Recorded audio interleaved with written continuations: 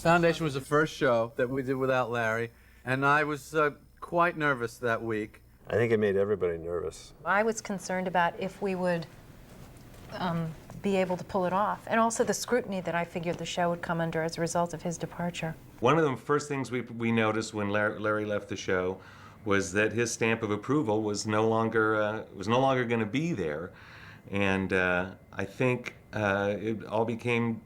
We always look to Jerry now. I wasn't too happy with that episode, and then I did have a little concern that maybe I couldn't do it, and on my own. Every year was supposed to be Larry David's last show, and so when I heard that he was going to leave this year, I really didn't think he was going to leave. Actually, we used to joke, like, we were 4 or 5 episodes into that 8th season, and we're like, I think Larry's coming back this week. I got a good feeling. I think he's going to come walking in, and everything's going to go back to the way it was. It was a mix of being nervous, but also very excited, because we knew it was going to be a challenge, but we were all ready for it. I knew that Jerry would not continue that show if he didn't think we could make it happen.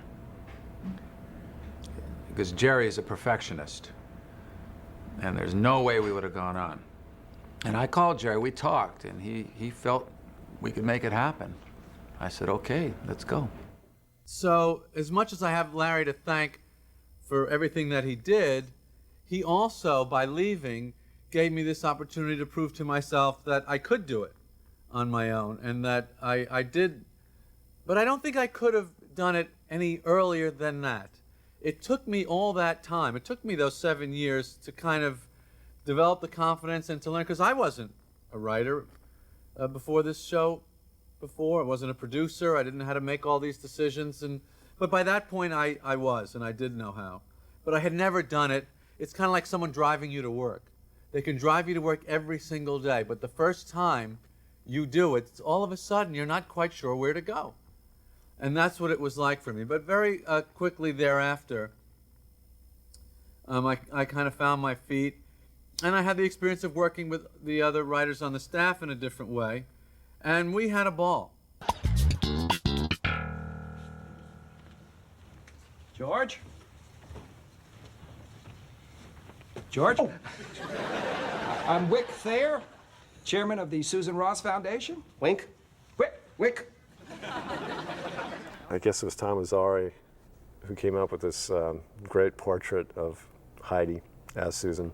Heidi came back to pose for it.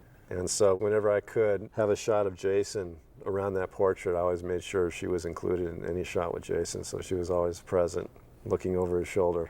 Well, as you know, the Rosses had considerable monies. Well, I know they have some monies. They had more than some monies. Many, many monies. And they planned to give a sizable portion of their estate to you and Susan after the wedding. So if Susan and I had, I mean, if the envelopes hadn't, then we... Yes. And now? Not. Bruce Davison doing that just gorgeous job as the head of the foundation. And now having to deal with Grace Zabriskie and Warren Frost and Susan, you know, just going, I've stepped into hell.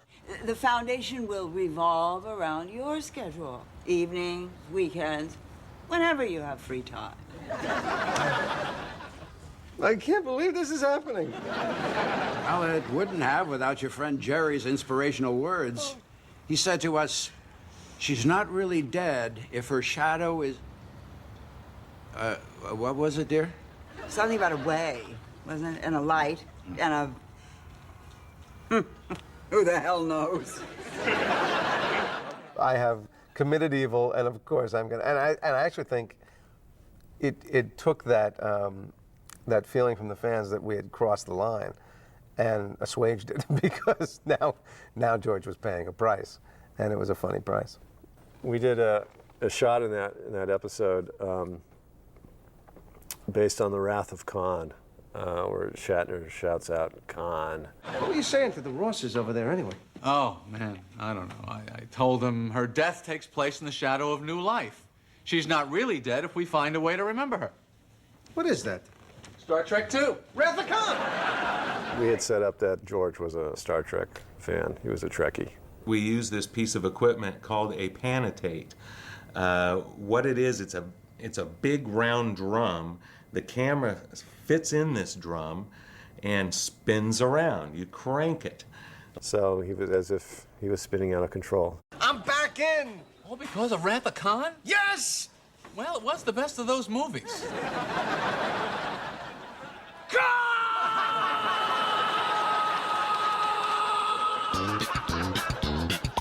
And the challenge, of course, was for Jason to yell Khan, but to maintain it full force, 150% for like a good 10 seconds.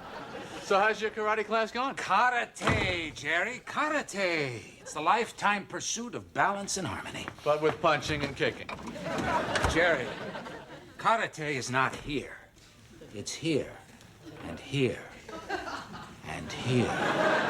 We have a friend, a college friend, who started taking karate, and he was really full of himself. He was talking about how much ass he was kicking, and I'm a yellow belt, he's now really I'm a green good. belt, now I'm a blue belt. And it turned out, I mean, this is a 21-year-old guy who's in beginning karate class, and it turns out he's fighting like 8-year-old kids, and he's just whooping up on them. And I didn't want to hurt anybody.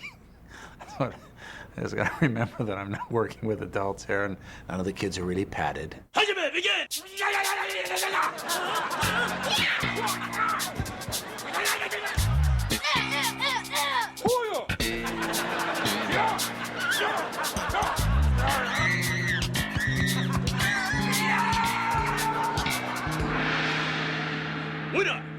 Now he can come along and beat up the kids.